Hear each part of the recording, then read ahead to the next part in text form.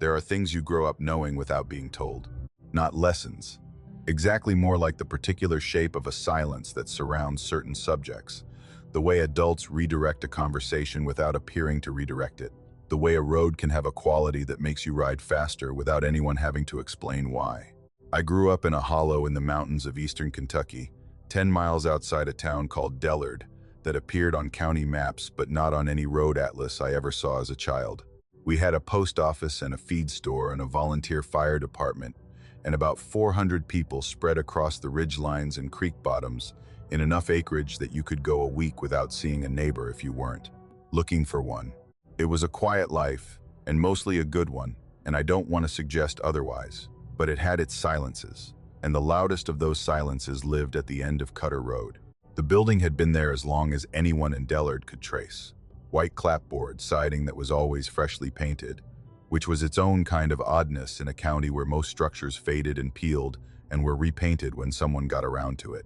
A hand-lettered sign above the door that said Assembly in black paint, not the name of a denomination, not a pastor's name, not a welcoming message, just that single word. The windows along both sides of the building were covered from the inside with brown paper, the kind that comes on rolls, taped flat, and even so that no light came out and no view went in. A gravel lot with no markings. A single light above the door that was always on, day or night, regardless of season. My mother told me to ride my bike past it without looking.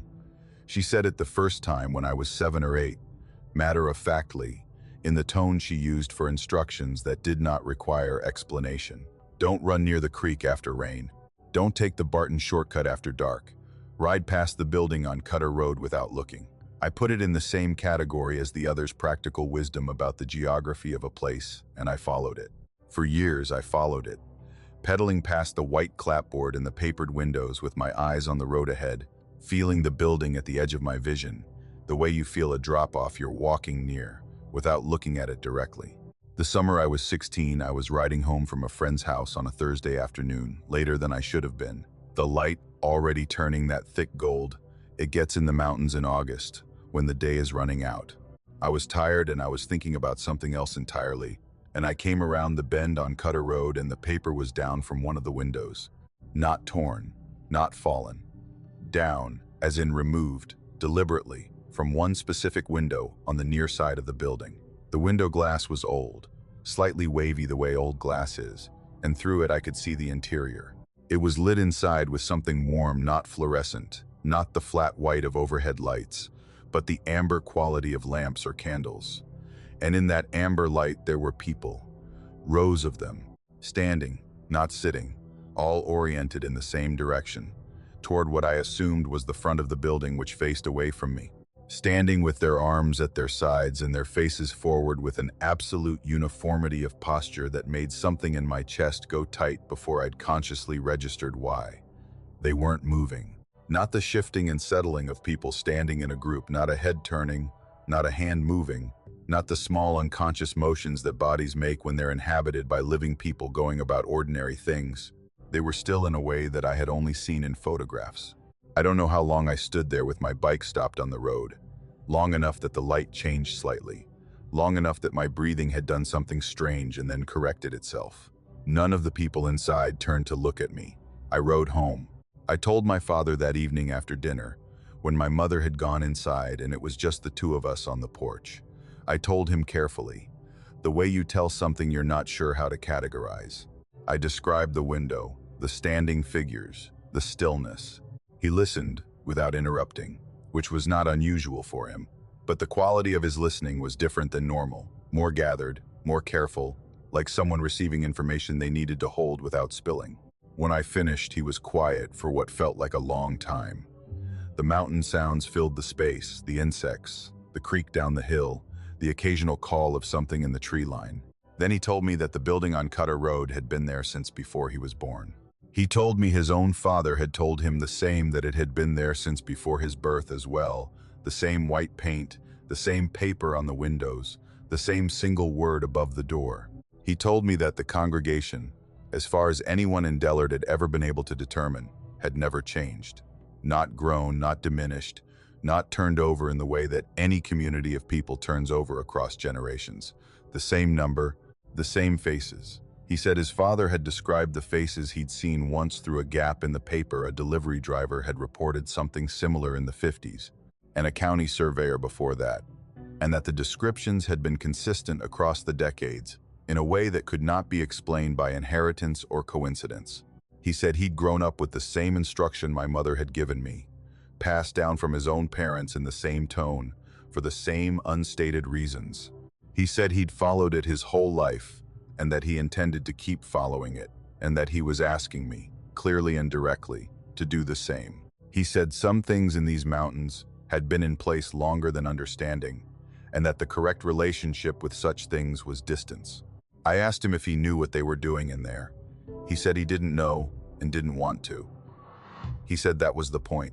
I followed his instruction. I took a different road to avoid Cutter entirely for the remaining 2 years. I lived at home, adding 10 minutes to every trip that would have taken me past the building. I went away for college and then for work, and didn't come back to Dellard for 11 years. And in those 11 years, I told myself I'd processed it into the category of regional folklore, the kind of story every isolated mountain community accumulates, the kind that feels true because the place feels true, and the people who tell it mean it genuinely, even if the meaning has been distorted by time and retelling. Then I came back from my father's funeral and I stayed for 2 weeks to help my mother with the house, and on the third day I drove past Cutter Road without intending to. I didn't take the turn. I wasn't going to. But I slowed down involuntarily as the intersection came into view, some old instinct activating before I decided anything, and I looked down the length of the road from the junction, and I could see the building from their white clapboard, freshly painted, the sign above the door, the light on above the entrance in the middle of a clear afternoon. And there were cars in the gravel lot, more than I'd ever seen, a dozen, maybe more, parked without order. Older models mostly, though not exclusively. I sat at the junction with my car idling, and I looked at those cars, and I thought about what my father had said about the congregation never changing, and I thought about the stillness of those figures through the wavy old glass, and I tried to reconcile the cars' current, present, indicating current, present people, with vehicles registered somewhere, with lives that touched the ordinary world, with everything I had filed away as something older and outside the ordinary. I drove on. I didn't go down Cutter Road, but the cars stayed with me in a way the stillness hadn't, because the stillness I had explained, over 11 years, as something perceived by a frightened 16-year-old on a heavy August afternoon. The cars were harder to explain away. Cars meant people. People meant there were members of that congregation living somewhere, working somewhere, buying groceries somewhere, existing in the same county, the same roads, the same feed store and post office and volunteer fire department that everyone else in Dellard existed in. I asked about the building at the end of the week, when my mother and I were going through my father's study and the proximity of his things had made the conversation feel possible. I asked her what she knew, what she'd always known, what she decided not to tell me when I was young. She was quiet in the same way my father had been quiet on the porch that August evening. Then she said she'd grown up with the same instruction: ride past without looking, take another road if you can. She said her mother had told her. Her mother's mother had told hers. She said nobody in Dellard, in all the generations anyone could account for, had ever gone inside that building and come back out and talked about it. Not because they'd been prevented. As far as anyone could tell, they simply didn't come back out the same. She said there had been 3 people over the years that she knew of who had gone in out of curiosity or courage or some personal crisis that made the offer of a congregation feel appealing. She said all 3 had continued living in the county afterward, had gone about their lives in most of the recognizable ways, but that something in them had shifted in a direction she couldn't name, that they had stopped being quite the people they'd been before, that when you spoke to them, there was a quality of attention in their eyes that reminded you of something, though it took her years to identify what it reminded her of. She said it reminded her of the figures standing in rows behind the wavy glass, that stillness, that absolute, unified orientation towards something you couldn't see from where you were standing. I drove back past the junction of Cutter Road on my last morning before leaving Dellard, in the gray early light before 7, on my way out of the county. I didn't stop, I didn't slow down, but I looked, which is the one thing every generation of my family had been instructed not to do. And I looked because my father was dead, and the instruction had been his, and without him I didn't know who it was supposed to protect, or whether the protection still extended to me. The light was on above the door. The windows were papered. The gravel lot was empty of cars. And there was a man standing at the end of the road where it met the junction, at the edge of the gravel, in the gray morning light, standing with his arms at his sides and his face turned in my direction, not moving, not raising a hand, just oriented toward me with that same, complete, gathered stillness that I had seen through the window at 16 and had spent 11 years filing away as a trick of old glass and fading light. I kept driving. I've not been back to Dellard since. I tell myself it is grief, that the county is too full of my father's absence to visit comfortably, yet that I'll go back when enough time has passed. Both of those things are partially true. But the fuller truth is the thing I haven't said to my mother, or to anyone else who knew that road and that building, and the instruction that came down through every generation of every family in that hollow. The fuller truth is what I noticed in the 2 seconds I looked at the man standing at the junction before I drove on. He was the same age my father had described the faces being 30 years ago. The same age my grandfather had described them 30 years before that. And he was watching me go with the patient, settled quality of something that has learned to wait, that has always waited, that will be waiting still when whatever distance I put between myself and Cutter Road runs out, the way all distances eventually do. I have lived in a lot of places I didn't fully understand before I moved into them. That's the nature of renting on a budget in counties where the economy has been hollowed out and the housing stock reflects it. You take what's available, you tell yourself the things that seem off are manageable, and you learn the rest after the fact. I've made peace with that pattern over the years, but the house on Aldrich Road is the one I can't make peace with. And I've been trying for 3 years now, so I've mostly stopped trying and started just carrying it instead. I found the listing in September. 2 bedrooms, a covered porch, a wood stove in the living room, and 11 acres of mixed hardwood forest bordering the back of the property. The rent was low enough that I assumed something structural was wrong. Foundation issues, a bad roof, water damage that hadn't been disclosed. I drove out to look at it on a Saturday morning and spent an hour going over every room carefully, looking for the thing that explained the price. The floors were solid. The roof was 2 years old. The well had been tested that spring. I asked the landlord, a quiet man named Garrett who had driven out from town to show it, what I was missing. He said the previous tenant had moved for work reasons, and that the area was just rural enough to keep the price down. He said it with the flat, considered delivery of someone who has said a true thing in order to avoid saying a larger thing, and I filed it away as standard landlord behavior and signed the lease. The first Friday night I heard the drums, I sat up in bed and listened for 20 minutes before I accepted that the sound was real and external and not something the house was doing. It was coming from the direction of the tree line, deep, rhythmic, the kind of percussion that you feel in your sternum before your ears fully process it. A bass drum quality, but not a single drum. Multiple, layered, keeping a beat that was steady but not mechanical, not a recording. The slight variations in timing that live rhythm produces, the way a group of people playing together breathes together inside the beat. It sounded like a large group. It sounded like more people than I would have expected to find gathered on a rural property in the mountains at 10 o'clock on a Friday night in September. I looked out the back window toward the tree line. The woods were dark in the way that mountain woods are dark at night. Not merely the absence of light, but the presence of a depth that has its own quality, its own weight. I could see nothing moving. No fire, no lanterns, no suggestion of how many people were back there in the black between the trees. Just the sound, coming through the glass and through the walls, rhythmic and deep and showing no sign of stopping. I closed my windows and went back to bed, which is what the landlord had told me to do, and I lay there listening to the muffled drums through the walls until sometime after 2 in the morning when I fell asleep from exhaustion. When I woke at 6, the sound had stopped. The morning was perfectly ordinary birds, the wind in the hardwoods, the creek down the hill. Whatever had been in those trees was gone. I asked Garrett about it when I called to report a minor plumbing issue the following week.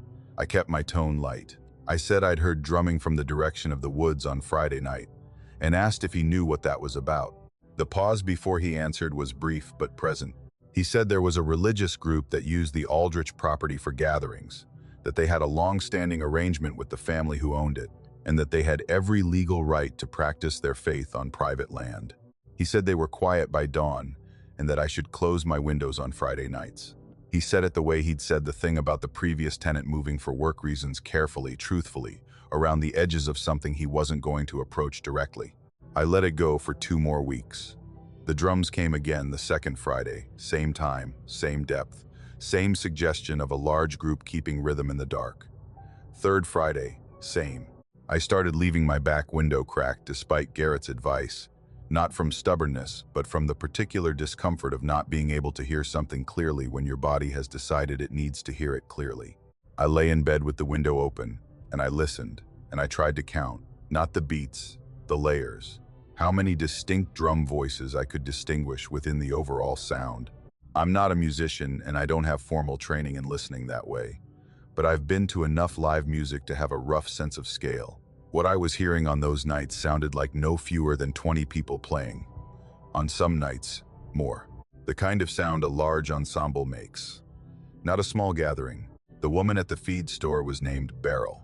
She was in her 60s, had lived on the next road over from Aldrich for 30 years, and for the first 2 months I shopped there. She was friendly in the contained way of someone who has learned to measure trust in small increments with newcomers. In November, on a cold morning when the store was empty except for the 2 of us, something in the calculation shifted. I don't know what changed. Maybe I'd been there long enough. Maybe she'd asked around about me. Maybe it was the look on my face when she mentioned the Aldrich property in passing. I hadn't brought it up. She had, commenting on how someone had seen my car on that road, and the look I gave her must have contained enough of what I'd been carrying for 3 months, that she read it and made a decision. She told me to come around to the back of the counter. She lowered her voice, not dramatically, but practically, the way you lower your voice when you're saying something that doesn't need to travel. She told me the drumming had been happening on that property for as long as she'd lived on the road, and longer her predecessor in the house before her had mentioned it, and that woman had been there since the 70s. She said the neighbors had complained over the years to the county, to the sheriff's office, to anyone who might have jurisdiction, and that the complaints had generated the same polite non-response every time. Private land, religious practice, no ordinance violation they could act on, nothing they could do. Then she told me about the numbers. She said she had watched that property for years. Not obsessively, she had her own life, her own land to manage, but with the sustained attention of someone who lives near something they don't understand and has learned to track it at a distance. She said she had never, in 30 years of observation, seen more than 3 or 4 vehicles parked at the edge of the Aldrich land on a Friday night. She said she had, on mornings after the drumming, watched from her kitchen window as the people came out of the woods at dawn. She said it was always 2 or 3 people, sometimes just 1. Men, mostly, walking out alone, not together, going to their trucks without speaking, driving away. I asked her what she meant. I knew what she meant, but I needed her to say it. She said the sound of those drums was the sound of many people. She said anyone who'd heard it knew that you didn't need to be musical to understand that what you were hearing required a crowd to produce it. And she said that in 30 years, through every Friday night, from spring through late fall, she had never been able to account for the number. The sound and the people never matched. You'd hear 50 and see 2. You'd hear what sounded like a congregation and watch a single man walk out of the trees at 6 in the morning and get into a truck that hadn't been there when the drumming started. She said she'd stopped trying to work it out about 15 years ago. She said it was better not to try. I started recording in December. My phone, propped on the windowsill with the window cracked, capturing the audio from the tree line.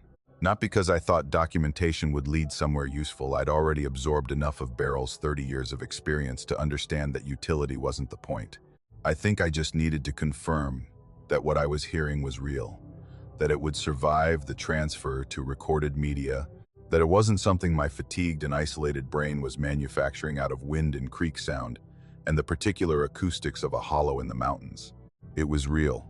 The recordings captured it fully, the depth, the layering, the undeniable scale of the sound, the steady breath of it keeping time through the dark. I listened to them the morning after each recording, sitting in the kitchen with coffee, and the quality of listening to a recording of something frightening is different from the quality of hearing it live. Live. Your body responds before your mind does. In a recording, your mind catches up and starts asking the questions your body was too busy managing to form. I asked them. I sat in the kitchen and I asked all the questions the recordings raised, and I found that I had no answers, and that the questions, once asked in the full clarity of morning, were harder to put back than I'd expected. The last recording I made was in January, on a night that had gone down below 15 degrees. I had not expected anyone to be out in those woods in that cold. I went to bed at 10 without looking at the window, telling myself the season had ended, that whatever gathering used that property had paused for winter. I woke at 11:30 to the drums, closer than they'd ever been. Not in the deep tree line, but at the edge of it, at the border where the woods met the back of my property, which I knew because I knew the sound of that space in daylight and could place the distance of things within it. Whatever was generating that sound was not far into the trees. It was right at the margin. I did not open the window. I did not get up.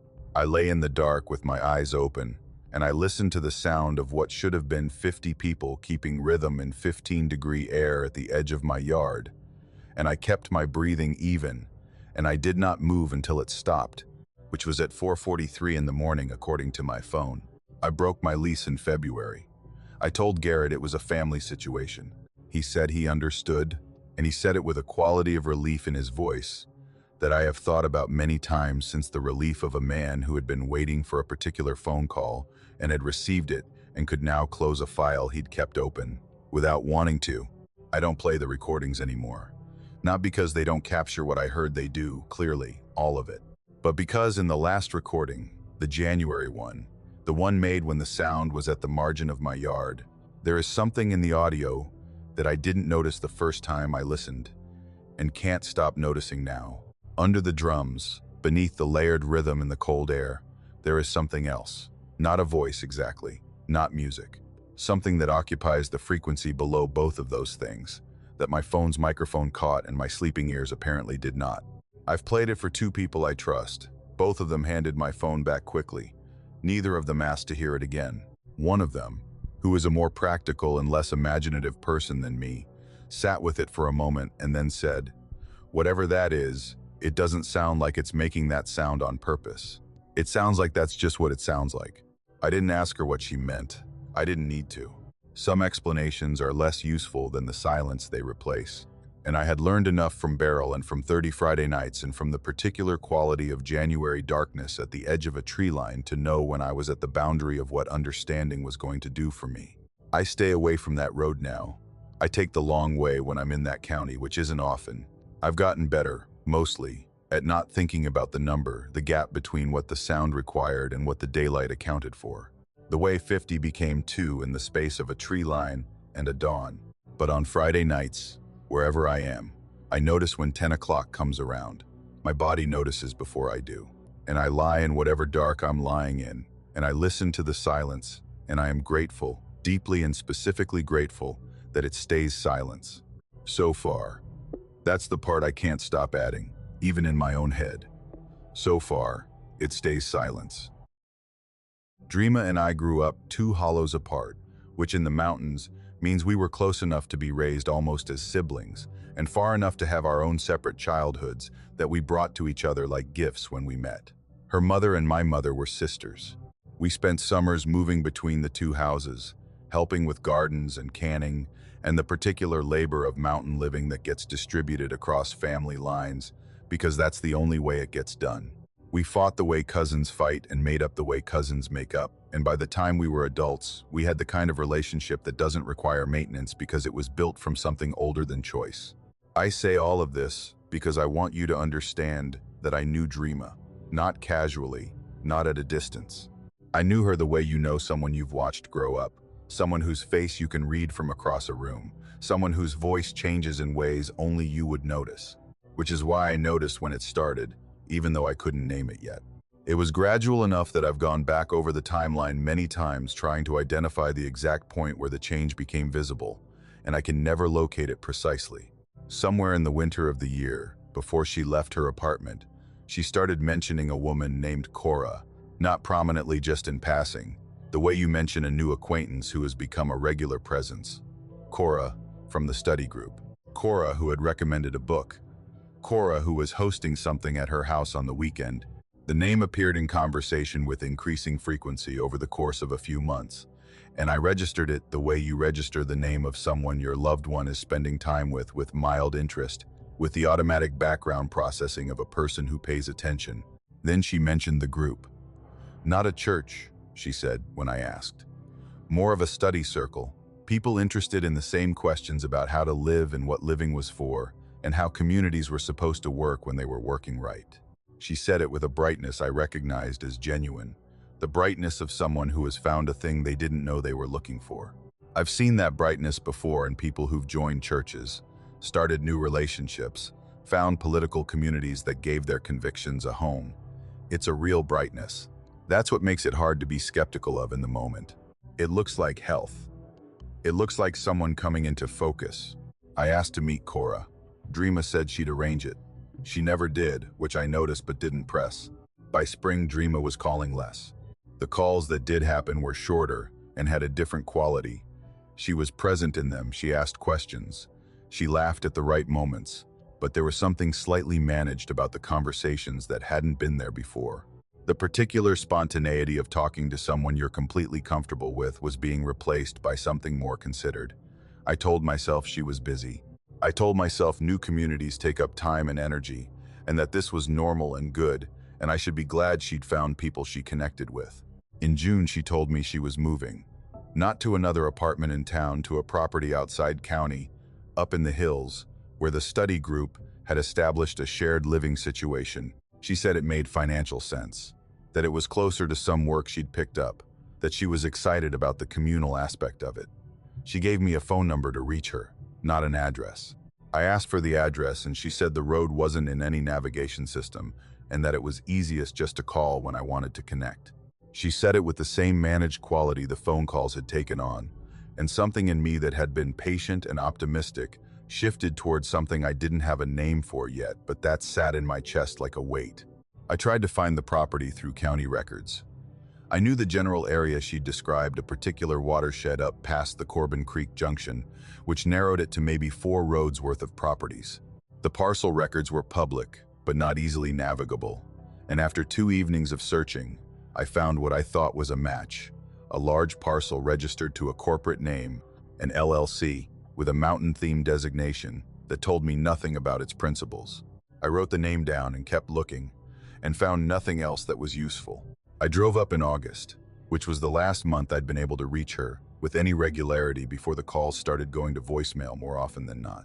I had a Sunday with nothing scheduled, and the weight in my chest had gotten heavier, and I got in my truck and drove north on 421 and turned onto the road I'd identified from the county records, and followed it for 6 miles as the pavement narrowed and then graded into gravel, and the tree cover thickened until the sky was just a stripe above the road. The gate was open. I'd expected a gate, and I had not expected it to be open, and I sat in the truck for a moment at the entrance to the driveway trying to recalibrate. A gate standing open is an invitation or a mistake, and neither option here felt straightforwardly benign. The driveway was long and unpaved and curved into the trees so that I couldn't see far ahead. I drove slowly, watching the edges. The man was standing at the end of the curve, where the driveway opened into a cleared area with several structures visible beyond him.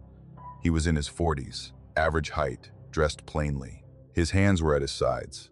He was watching my truck come up the drive with an expression of absolute calm, the kind of calm that isn't the absence of awareness, but the presence of total control of what the face shows. I stopped the truck and rolled down the window. He said my name, my full name, both parts, before I had said anything, before I had introduced myself in any way. He said it not as a question but as a confirmation, the way you say a name when you're checking someone off a list. He said Dreama was well and that she had been expecting me, and he said it with the ease of someone for whom this moment was entirely anticipated, entirely managed, entirely already known. I put the truck in reverse. I don't fully know why. Not a specific calculation, nothing he'd said was threatening. Nothing in his posture was aggressive. The gate had been open, and the approach had been unobstructed. But the combination of things, my name from a stranger's mouth, the word expecting, the quality of his calm hit some register below deliberate thought, and my foot found the pedal before my mind had finished the sentence it was forming. I backed down the driveway to the road and I sat there for a moment with the engine running, and then I drove home. Dreama called me 3 days later. The call was different from the recent ones, warmer, more like the old calls, enough so that I felt the contrast sharply. She said she'd heard I'd come by. She said she was sorry she'd missed me. She said I should come back, that she'd give me a proper tour, that she wanted me to meet the people there and understand what she'd found. She said it all with a warmth that I wanted to believe and could not fully believe, and the space between those two things was the loneliest I had felt in a long time. I went back 4 more times over the following year, not because the first visit had gone well, but because she was Dreama, and I was not built to stop. The second visit, the gate was closed, and a different person came to it. When I pulled up, a woman, this time, younger, with the same quality of managed calm, and told me Dreama was unavailable, but that she sent her love and would call soon. She did call, 2 weeks later. Same warmth, same managed quality underneath it. The third visit, I got further through the gate, into the clearing, into one of the main structures where I was given tea and shown to a sitting room while someone went to get Dreama. I sat in that room for 40 minutes and looked at the space around me and listened to the building and noted the things I could note. The absence of personal objects, the quality of the quiet, which was like the quiet of a place where sound is managed, rather than simply absent. The 3 people who passed the open doorway during those 40 minutes, each of whom glanced in at me with the same brief, calibrated acknowledgement, the same expression that wasn't unfriendly, but wasn't quite human in its consistency. Like a setting someone had selected rather than a response someone was having. Dreama came in eventually. She looked well in the physical sense, healthy, rested.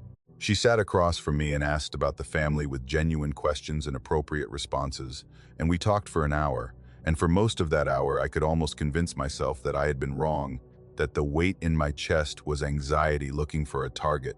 But then I asked her, directly, whether she was happy, not as a pleasantry. I said it the way you say it to someone you've known since childhood, as a real question, requiring a real answer.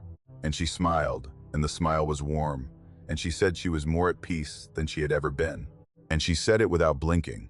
For the entirety of the sentence, and for a few seconds after, she did not blink. It was a small thing, and it lasted only a moment, and I would not have noticed it on anyone I knew less well. But I knew the rhythm of her face, and that stillness was not hers. I went home, and I cried in the truck in my driveway for a while, and then I went inside, and I called her mother, my aunt, and told her everything. She was quiet the way my father had been quiet on the porch, and then she told me she'd been trying to reach Dreama for 2 months, and the calls always went to voicemail. She said she'd talked to a lawyer about what options existed, and the lawyer had said that an adult who hadn't indicated distress and was living voluntarily on private property was outside the reach of most legal intervention. She said she drove up to that road once and sat at the gate and called Dreama's number and heard it ring from somewhere. Inside the property, heard the specific ringtone Dreama had used since college, and no one came to the gate, and no one answered. I still go. Not as often now, not with the same hope I had in the first year, but I go. The visits follow a pattern I've learned to recognize: the managed warmth, the sitting room, the tea, the hour of conversation that covers surface without ever breaking it. Dreama asks about the family. I ask about her life. She answers in ways that are technically complete and tell me nothing. Sometimes I watch her face for that stillness again, and sometimes I don't find it, and I don't know which is worse. Finding it or not finding it, because not finding it doesn't mean it isn't there. The man who knew my name before I gave it has never been present on subsequent visits. I've looked for him and haven't found him, and I've never asked about him, because I understand, by now, that asking certain questions is its own kind of announcement, and I'm not ready to announce to that property that I'm paying the kind of attention I'm paying. What I know is this: Dreama was one of the sharpest people I've ever known. Quick-witted, skeptical, allergic to pretension, the kind of person who could read a room in 10 seconds and tell you exactly what was happening in it. That person is still present in her face, sometimes a flash of it, a particular angle of the eyes that is old in hers. I hold on to those flashes. They're the reason I keep going back. But something else is present in her face now too. Something that has been growing in the years since she moved to that property. Something I can only describe as a replacement not of her, exactly, but of the spontaneous, unrehearsed self that I grew up with, replaced by something patient and still, and oriented in a direction I can't see from where I stand. The way those figures stood in the building on Cutter Road, facing something I couldn't see, attending to something that required all of them and left nothing over. I love my cousin. I don't know how to stop, but I am learning, slowly and against my will, that love may not be the relevant currency in whatever transaction is happening on that property, up past the Corbin Creek Junction, at the end of a road that doesn't appear on any map. And I am learning to sit with the possibility that the flashes I go back for, those moments of old Dreama in the angle of her eyes, may not be what I think they are, may not be residue, may be something placed there deliberately, for exactly the purpose they're serving, to keep me coming back, to keep the gate open, to keep the tea warm. Everyone in Harlan County knew the name Brother Venable, the way they knew the name of the mountain that sat behind the town, not because they thought about it constantly, but because it was simply part of the geography of the place, something that had been there before they arrived and would be there after they left. You didn't need to attend his church to know who he was. You didn't need to have any particular feeling about religion or revival meetings, or the particular strain of Appalachian faith he represented. He was simply a feature of the county, the way certain roads are features, the way certain family names are features, things that have been present long enough to stop being remarkable and start being structural. My grandmother was the first person who told me about him. She told me the way she told me about the land itself, descriptively, without drama, as orientation. She said Brother Venable had been holding revivals in the county since she was a girl, which would have made it 50 years at least by the time she was telling me, and that he preached in a converted barn on the Sawyer Road property that his congregation had built up over the decades into something that looked, by then, like a proper compound meeting hall, dormitories for those who came from out of county for the longer revival seasons, gardens, a small cemetery on the eastern edge of the property for members who had requested burial there. She said he was a serious man, not theatrical in the way some revival preachers were theatrical, but with a quality of attention that people found compelling. She said when he looked at you directly, you had the sense of being fully seen, and that some people found that comforting and some people found it something else, and that she personally had attended one revival as a young woman and had not felt the need to return. I grew up in the county and left at 22 and didn't come back for 15 years. The leaving was not dramatic work. It took me north, then west, then to a sequence of cities that each held me for a few years before I moved on. I came back because my grandmother had died and left me a piece of land and I needed to deal with the estate, and because something in me that I hadn't fully listened to in 15 years of moving wanted to stop for a while in a place that knew my family name. I had been back for 3 days when I saw him. It was a Wednesday morning, the hardware store on Main, and I was inside looking at weatherproofing materials for the cabin on my grandmother's land. I heard the door and looked up with the reflexive attention of someone new in a space they're trying to relearn, checking each arrival for a face they might recognize. The man who came in was tall, dressed plainly, moving through the store with the unhurried confidence of someone who had been in that space many times. It took me a moment to place him because my reference point was old, a childhood memory, a face observed at a distance at the one revival my grandmother had taken me to when I was perhaps 10 years old, the specific impression of a man standing at the front of a large room with a quality of stillness that even a child registers as unusual. He was older than that memory, of course he was. 15 years had passed for me and time moved the same direction for everyone in Harlan County. I had no reason to expect otherwise. But as I stood there in the hardware store aisle watching Brother Venable make his way toward the register with a quiet word for the owner, what I felt was not the recognition of someone who looked older than I remembered. What I felt, and what I stood with for a confused moment trying to re-examine, was the clear impression that he looked younger. Not dramatically. Not in any way that would have alarmed a stranger who had no prior reference. The same face, unmistakably the same particular structure of it, the same height and bearing. But the lines I remembered from childhood, the weathering that a man in his position would have accumulated across decades of outdoor revivals and mountain winters, were less pronounced than they should have been. The gray I remembered in his hair was less present than it should have been. He looked like a man in his late 50s, presented alongside a memory of a man who should have been in his mid-70s, and the arithmetic didn't resolve. He looked up from the register, and our eyes met, and he said my last name is a greeting, not a question, a recognition. My last name, said with the warmth of someone acknowledging a family they've known for generations. I said good morning, and he nodded, and completed his transaction, and left. And I stood in the aisle for a moment before I finished my own errand. I had dinner that evening with a woman named Patrice, who had been 2 years ahead of me in school and had never left the county. We had the easy conversation of people with deep shared context and a long gap to bridge, and I waited until the food was in front of us and the opening pleasantries were settled before I brought it up. I kept it light, said I'd run into Brother Venable that morning, said he seemed well, said I'd have expected him to look older given how long he'd been a presence in the county. I left it open, the way you leave something open when you want to see what shape the response takes before you commit to a position.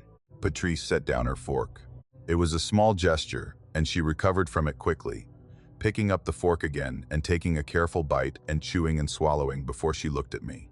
And then she told me I wasn't the first person to say something about it. She said she'd heard variations on what I just described from 3 or 4 people over the years. People who had been away and come back. People with a reference point far enough back to provide contrast. People who had done the arithmetic the same way I'd done it and come up with the same unsettling remainder. She said she herself had a photograph of her parents' wedding, 1987, and that Brother Venable was in the background of one of the reception photos because he'd officiated and stayed for part of the celebration, and that she'd looked at that photo recently and then looked at him in the feed store the following week, and that she'd put the photograph in a drawer and not taken it out since. Then she told me about the relocations. She said the last 2 people she knew of who had mentioned the aging thing out loud, not in private conversation the way we were having it, but in the kind of conversation that travels, that gets repeated, that makes its way back through the particular telecommunications network of a small county where everyone knows which threads connect which people had both left within the year. Not urgently, not in the middle of the night, quietly. One had taken a job offer in another state that she said had come at a convenient time. One had moved to be closer to family, which was plausible but had not been discussed or anticipated before the move. Patrice said she didn't think the relocations were coincidences. She said she thought they were suggestions. She said she didn't know who or what was doing the suggesting, but that the timing was consistent enough that she'd drawn a conclusion and adjusted her behavior accordingly. I asked her what adjusting her behavior looked like. She said it looked like not talking about what she'd noticed. She said it looked like being pleasant when she encountered Brother Venable in town, which happened perhaps once a month, and completing whatever interaction was required and moving on. She said it looked like not asking the questions that the photograph in the drawer raised, not pursuing the arithmetic, not mentioning any of it to anyone she didn't trust absolutely. She looked at me across the dinner table with an expression that was not unkind but was very direct and said, "I'm telling you this because I trust you, and because you've been away long enough that nobody's watching what you know yet." She said I should decide quickly whether I was staying in the county long-term or whether I was handling the estate and leaving, and that the answer to that question should inform how I proceeded. I stayed. That was my decision, and I made it for the reasons I'd come back in the first place, and I've made my peace with it mostly. I settled the estate and kept the land and built enough of a life in the county to justify staying. And in the 2 years since I've been here, I've seen Brother Venable perhaps 8 or 10 times in the way you see anyone in a small county at the hardware store, at the edge of the farmer's market, once at the county fair where his congregation had a booth. Each time I've done what Patrice described, pleasant, brief, complete. I've looked at his face each time with the part of my attention I can't fully control, and each time I've done the arithmetic and each time the remainder has been the same.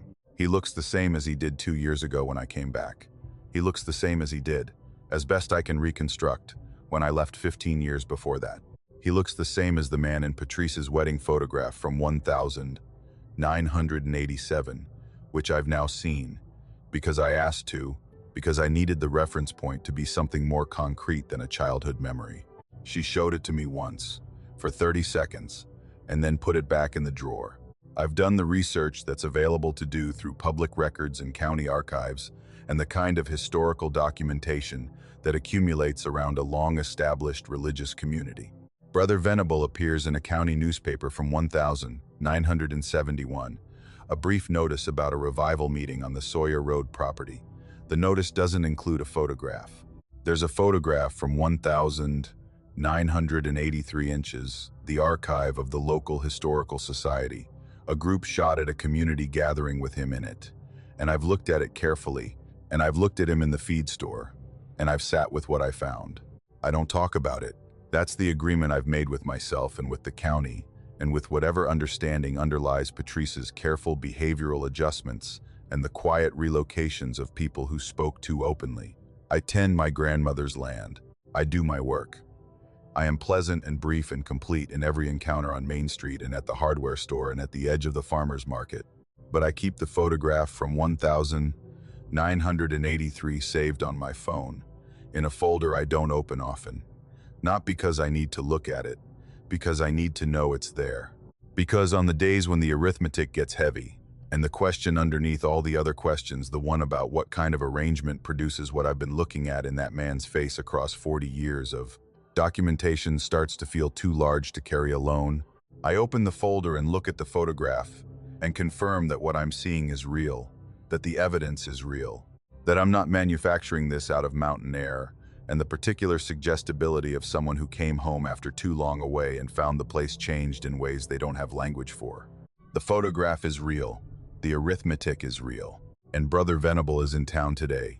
I know because I passed his truck outside the hardware store this morning, and the county is small, and the threads connect everything to everything, and I've been here long enough now that people are beginning to watch what I know. So I drove past without stopping. I've gotten good at that. Most days I manage it without the weight settling too hard. Most days the distance feels like enough. I took the substitute position because I needed the income, and because the county's school system was short-staffed in ways that had become structural rather than seasonal, and the combination of those two facts made the arrangement feel straightforward.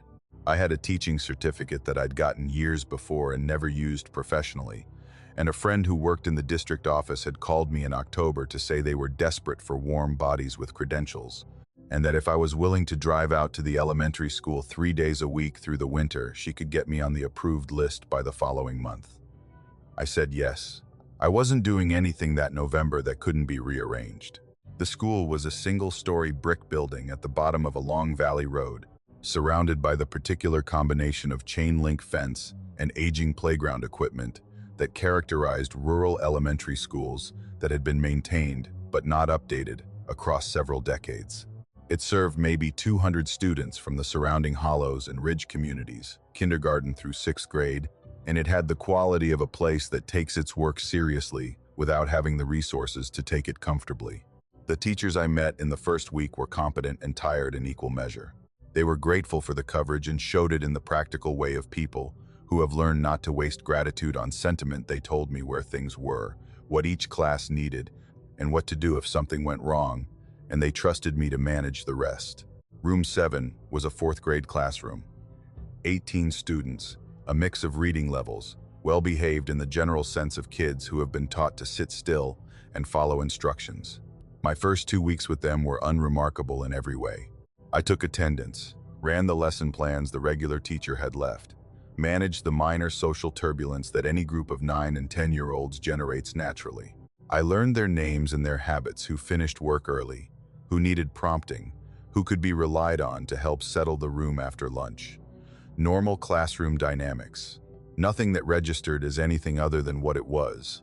The first time it happened, I was doing a review exercise in reading comprehension. I had read a short passage aloud and asked the class what the main character's problem was in the story. It was a directed question, the kind you ask to the room generally, and wait for hands. 2 hands went up simultaneously, a girl named Carla near the window, and a boy named Eli in the second row, children who sat on opposite sides of the room, and who I had not observed having any particular friendship or connection. I called on them both, the way you do when 2 hands go up at once, making the small joke of it, and they answered at the same time, in the same words, at the same pace, with the same pause in the middle of the sentence where the phrasing was slightly complex. I stood at the front of the room, and the words finished, and there was a half-second of complete silence. And then Carla and Eli looked at each other with an expression I absorbed and then set aside. Not surprise, exactly. Something more like the expression of people who have made a small error in a shared performance, a brief mutual adjustment. Then they both looked back at me, and the class continued. I told myself what you tell yourself, that it was coincidence, that children absorb the same phrasings from the same cultural sources and reproduce them, that the shared cadence was a trick of timing and my own pattern-seeking brain filling in meaning that wasn't there. These are true things. Coincidences are real. Pattern-seeking is a documented cognitive bias. I had no reason, at the end of that Wednesday, to file what I'd seen as anything other than a small, strange moment in an ordinary day. It happened Thursday with different children. A question about a math problem. Two boys in the back row who rarely interacted. Same words, same timing, same brief internal adjustment when they registered what had happened. Friday, it was three children, responding to a writing prompt I'd put on the board. Not an oral question, but a written one. I'd asked them to write one sentence about what they thought the story meant, and when I walked the rows to glance at their papers, three of them had written the identical sentence, not a similar sentence. The identical one, word for word, in their different handwriting, with different punctuation errors, as if each child had generated the sentence independently from the same source. I took the three papers home that Friday. I sat at my kitchen table and looked at them for a long time. I told myself it was possible that children share things, that phrases travel through peer groups, that a sentence simple enough to be generated independently by three 9-year-olds could easily arrive at the same destination through separate paths. I built the most charitable explanation I could, and I went to sleep, and I spent the weekend doing other things, and I was almost successful. The following week, it escalated. Not dramatically, not in any way that would have been visible to a casual observer passing through the classroom. But I was not a casual observer. I was the person at the front of the room watching 18 children for 6 hours a day, and what I observed across Monday through Thursday of that week was a pattern that the charitable explanation could no longer contain. By Wednesday, it was 4 children responding in unison to oral questions. By Thursday, it was 5. And the responses were not just identical in wording, but identical in the specific rhythm of their delivery, the places where they paused, the places where their cadence slowed, the slight elongation of certain vowels that gave the sentences a quality I couldn't name until Friday morning when I finally named it liturgical. The rhythm of words that have been spoken in a specific way many times, that carry in their delivery the memory of all the previous times they were spoken that same way. I stayed late on Thursday, after the last bus had gone, and went to the administrative office to look at the emergency contact cards for room 7.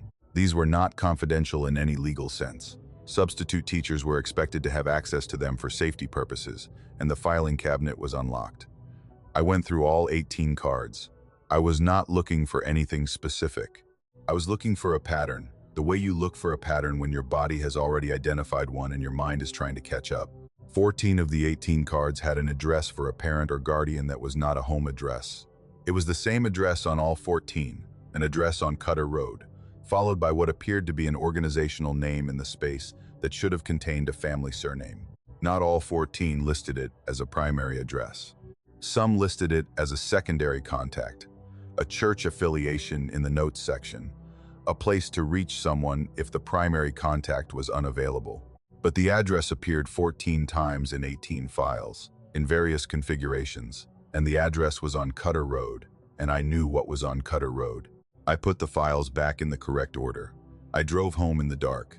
I sat in my car in my driveway for a while before I went inside. I went to the principal the next morning. Her name was Mrs. Altman, a composed woman in her late 50s, who had run that school for 12 years and who had treated me throughout my time there with the distracted but genuine appreciation of someone managing more than she could comfortably hold. I asked to speak with her privately, and she brought me into her office and closed the door and sat behind her desk with the posture of someone bracing for a category of problem she has encountered before. I described what I'd observed as carefully and specifically as I could. The simultaneous responses, the identical written sentences, the escalating frequency and the number of children involved. I described The liturgical rhythm. I told her I'd looked at the emergency contact cards and found the Cutter Road address on 14 of them. I kept my voice level and my account factual, and I watched her face while I spoke. She listened with her eyes on her desk. Not downcast, not the posture of someone ashamed or evasive, exactly, but of someone who has learned to receive a specific kind of information without letting their face respond to it in ways that would be recorded by the person delivering it. When I finished, she was quiet for a moment. Then she thanked me for my attentiveness. She said the school took student well-being seriously and would look into any concerns through the appropriate channels. She said she appreciated everything I'd contributed to the classroom during my time there. Then she told me my booking for the following week had been canceled. She said the regular teacher had given notice of her return date, and the coverage was no longer needed. She said it with her eyes still on the desk, and her voice was professional and even, and there was nothing in the content of what she said that could be challenged or questioned. It was a complete and correct administrative communication, and it was delivered to the surface of her desk rather than to my face. And that detail was its own kind of answer to questions I hadn't been able to ask directly. I left the school, and I did not go back. I called my contact in the district office and told her the assignment had ended, and thanked her for getting me on the list. I didn't describe what had happened. I had absorbed enough in the 3 weeks I'd spent in that building and in the one conversation with Mrs. Altman to understand that describing it through official channels was not going to produce anything useful and was likely to produce something I didn't want. What I've been sitting with in the months since is the thing that the factual account doesn't fully capture. The account captures what happened, the coincidences stacking into patterns, the identical sentences, the Cutter Road connection, the administrative closure. It doesn't fully capture what it felt like to be at the front of room 7 on Thursday afternoon when 5 children answered my question in unison, in that slow liturgical rhythm, with their faces turned toward me in perfect, identical attentiveness, waiting for my response with the patience of people who have learned to wait. They were 9 and 10 years old. Their faces were the faces of children, ordinary, individual, carrying all the small distinctiveness that children's faces carry before life has had time to smooth them into their adult forms. But in those moments of unison, something else was present in those faces. Not absence, exactly. Not the vacancy you associate with dissociation or distress. Something more like overlay, as if behind or beneath the ordinary childhood face, there was another expression, an older and more settled one, that surfaced in those moments and then receded when the response was finished. I think about Carla and Eli looking at each other after that first moment, on that first Wednesday, the adjustment they made, the way it looked less like surprise and more like two people who had broken a rule they both understood. Children who have broken a rule look furtive, or guilty, or defiant depending on their nature. These two looked like neither. They looked like they had made an error in a shared practice they'd been doing long enough to know how to correct without being told. I don't know what is taught in whatever room on the Cutter Road property those 14 children spend their time in outside of school hours. I don't know what is practiced, what is repeated, what rhythms get built into a child's nervous system when they are young enough that the building doesn't feel like construction. I don't know what it produces in the long run, in the adults those children become, in the things they carry forward that they don't know they're carrying. What I know is the sound of 5 children's voices arriving at the same word at the same moment, and the quality of the silence that followed it, and the way they all looked at me afterward, not waiting for my reaction, exactly, waiting for something else, something I didn't have and couldn't give, and that they would have to get somewhere else, from someone who knew the words that came next. The house had been my grandmother's, and before that her mother's, and the land around it had the quality of place that accumulates across generations of one family's attention, the particular arrangement of a garden that gets moved and replanted over decades until it finds the position that suits the light, the path worn between the back door and the woodshed that no one planned, but everyone used, the way the porch faced east for the morning, and the back of the house settled into the hill for the afternoon shade. I had inherited it the previous spring and spent the summer deciding what to do with it, and arrived in September, having decided to stay through at least one winter to learn what the land felt like in the cold before I committed to anything longer. I was alone there in the way that feels chosen rather than imposed, which is the only kind of solitude that's actually restful. I knew the nearest neighbors by sight, if not by name. I had what I needed. For the first 3 weeks, it was exactly what I had come for. The first basket was on the porch step on a Thursday morning in early October, when the nights had started carrying the serious cold that comes down off the ridge after the leaves turn. I found it when I opened the front door at 7 to check the temperature. A wicker basket, the kind you can buy at any general store, with a folded dish towel laid over the top. Under the towel was a loaf of bread, still faintly warm, the dense round kind made in a cast iron pot. A jar of something preserved beside it, the contents dark through the glass. A hand-cut circle of cloth held over the lid with a rubber band in the old-fashioned way. And a small piece of paper, folded once, tucked against the jar with a Bible verse written on it in careful, even handwriting. Psalms. The specific verse I've since looked up many times, though I won't write it here because writing it feels like more engagement with the whole thing than I want to have now. I stood on the porch in the cold morning and looked at the basket and felt a straightforward warmth about it. A neighbor's welcome. The county was full of people who expressed care through the making and giving of food, and I was new here in the way that people who return to family land are new, known by lineage, unknown in person, and someone had decided to acknowledge my arrival in a language the county had spoken for generations. I brought the basket inside. I ate the bread. The preserves were blackberry, good, made by someone who knew what they were doing. I asked about it over the following week. The woman at the post office who had known my grandmother, the man at the feed store who had helped my grandmother with the property in her later years, and who had helped me with some fencing work when I arrived. 2 neighbors I'd introduced myself to in passing on the road. Nobody claimed the basket. Nobody said they'd sent it or knew who had. The responses were friendly and incurious, which I took to mean that this kind of anonymous, neighborly gesture was common enough in the county that no one felt the need to identify its source. I let it go. The second basket came on a Monday, 4 days after the first. Same basket, or one identical to it. Same bread, same jar of preserves, same dish towel folded over the top. Different verse on the paper, same careful handwriting. I held the paper for a while and looked at the verse Romans. This time, and then I looked at the driveway and the road beyond it and the tree line on the other side of the road, and I felt the first small displacement of the warmth I'd felt Thursday morning. Not alarm, just the mildest recalibration of what I thought I was dealing with. 1 basket is a welcome. 2 baskets, same source, no identity offered, is a practice. Someone was doing this deliberately and repeatedly, and without any apparent interest in being known. The third basket came on a Friday. The fourth the following Tuesday. By the fourth I had stopped asking around, because I had understood from the first round of asking that either nobody knew or nobody was saying, and neither conclusion was going to be advanced by further inquiry. What I had instead was 4 baskets, 4 verses in the same handwriting, and the particular quality of attention that comes from knowing that someone has been on your porch 4 times in 2 weeks at a time of morning when you were sleeping and had no idea they were there. I bought the camera after the 4th basket. A simple motion-activated trail camera, the kind used for monitoring wildlife or property boundaries, mounted it on the porch column facing the steps and the driveway. I told myself this was practical rather than fearful, which was partially true. I wanted information. Information was manageable, in a way that the absence of information was not.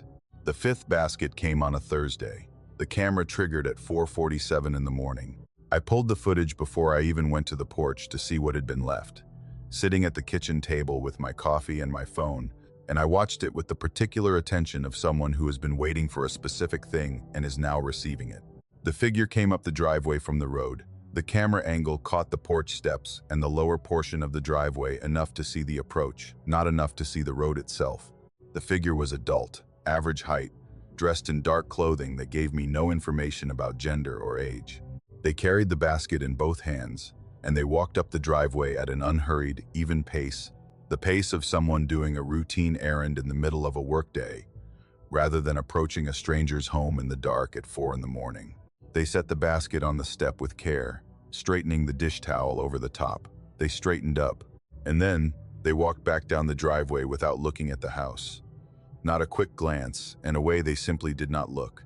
For the full 40 seconds they were in the frame, From the moment they arrived to the moment they walked back out of the camera's range, their face remained oriented away from the house, away from the door, away from the windows, away from wherever I was sleeping.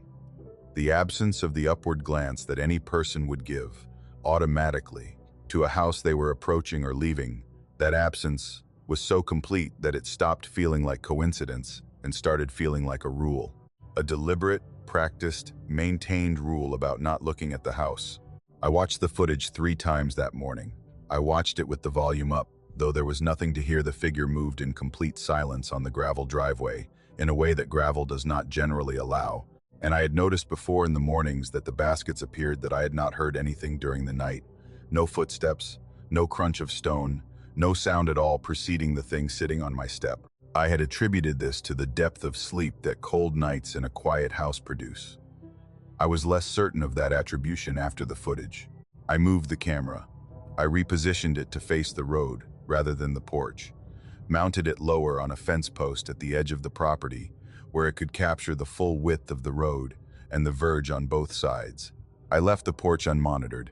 I told myself this was a strategic adjustment, that watching the road would give me more information about origin and direction than watching the driveway again would provide. This was true. It was also true that I did not want to watch that figure approach the porch again, and that the combination of the silence on the gravel and the averted face had moved something in me from curiosity to something with a different quality that I was not fully naming yet. No basket came for 6 days. I checked the road camera each morning and found nothing triggered. On the 7th morning, there was no basket on the porch, and when I checked the footage, I found the camera had triggered at 2:18 in the morning, not 4:47 earlier, deeper in the night. I watched the footage in the kitchen with the lights on and the coffee hot because I had developed the habit of making sure I was fully awake before I looked.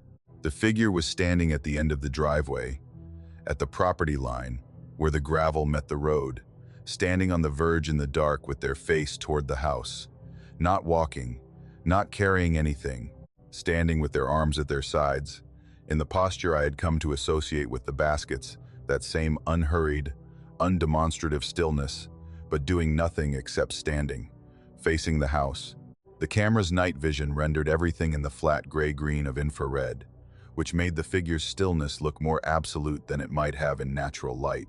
But the timestamp in the corner of the frame counted forward, and I watched it count 11 minutes before the figure turned and walked away from the camera down the road, unhurried, the same even pace as the driveway approach, and disappeared into the dark beyond the camera's range.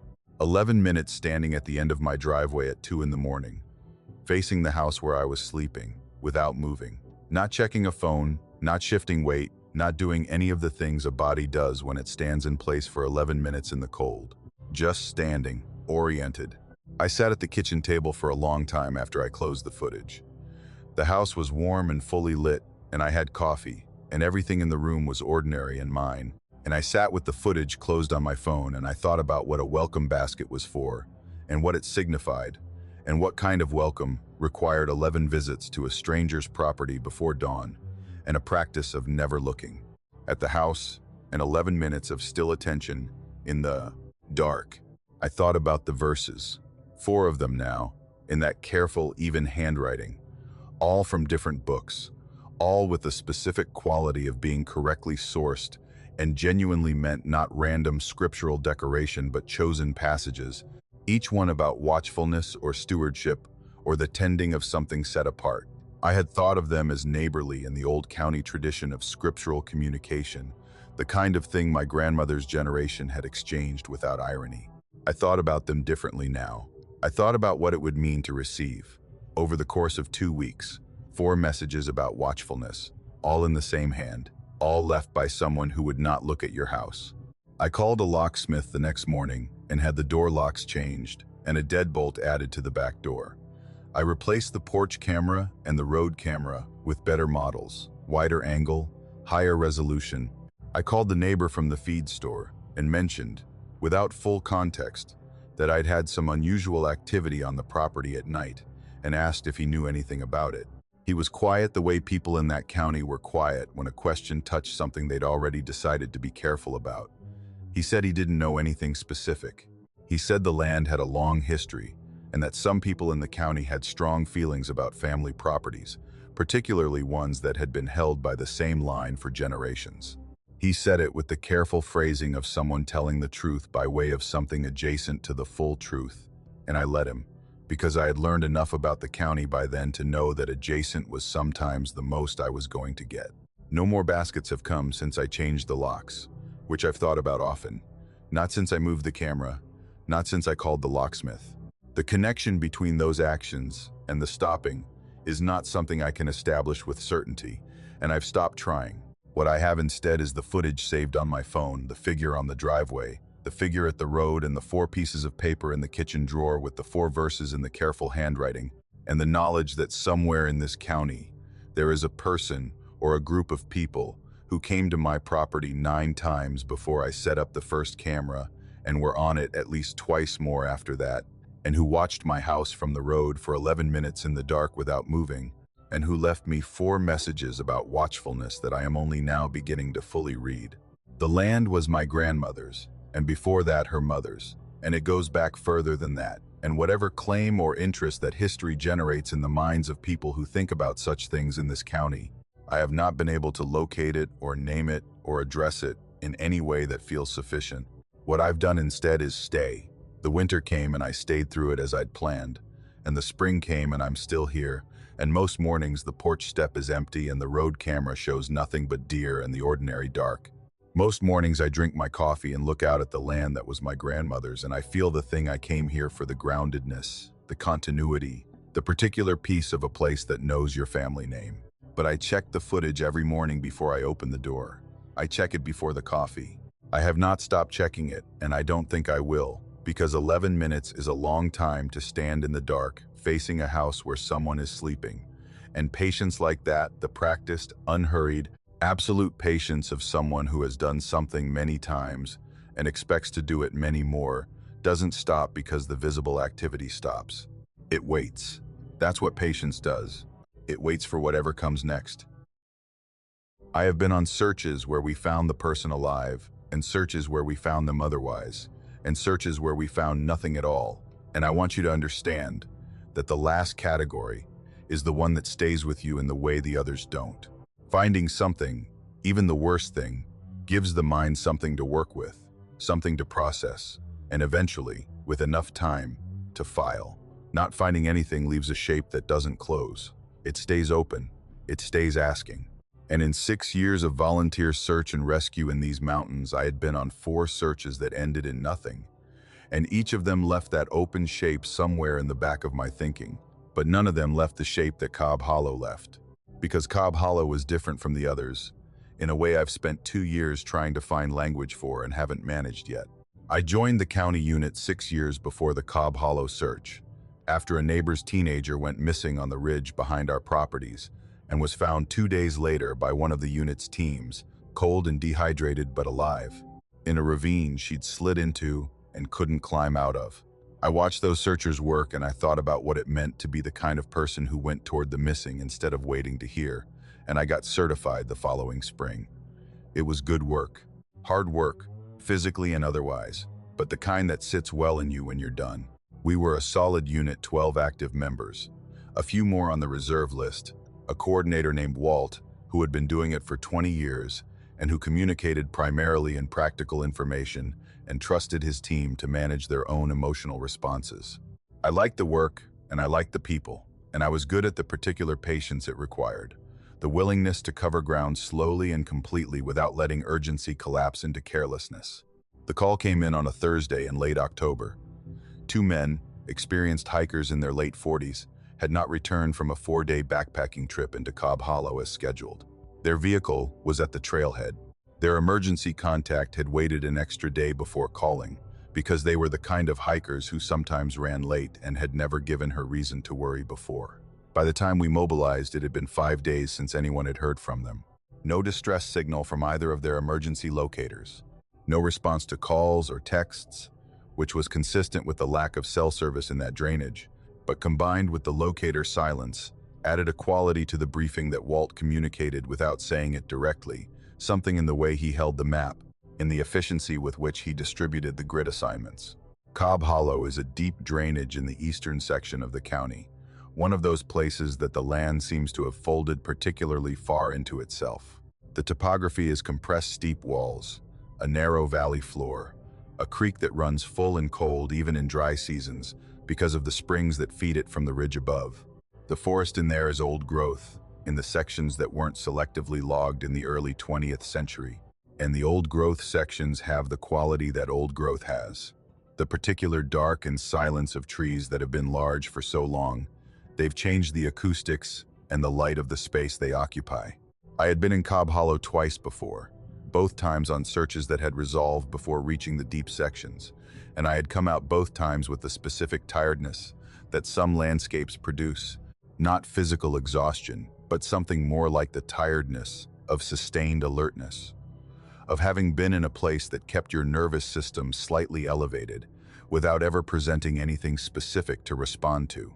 We went in on the first day in 2 teams and covered the lower sections of the hollow without finding anything. The second day we pushed deeper, following the creek north toward the headwall, and found the campsite in the early afternoon. It was set in a flat section just above the creek. Well-chosen, experienced hikers had picked the spot. The tent was standing and properly staked. The bear canister was hung correctly from a tree at the appropriate distance from the sleeping area, still locked, food inside.